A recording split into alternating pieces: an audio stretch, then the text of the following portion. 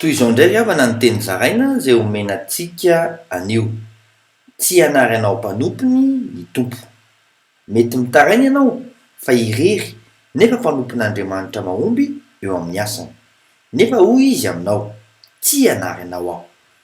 Araka ny voasoratra ao amin'ny Romanina 12:13 amin'ny anaran'i Jesosy hoe Andriamanitra tsy nanary ny olony izay efa fantany rahateo.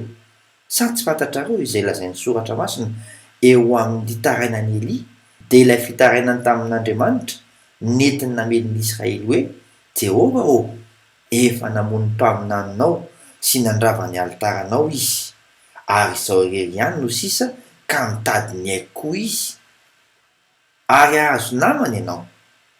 Araka ny voasoratra amin'ny Romanina 12:14-15 amin'ny anaran'i Jesosy hoe fa ahoana ny navalin'Andriamanitra azy?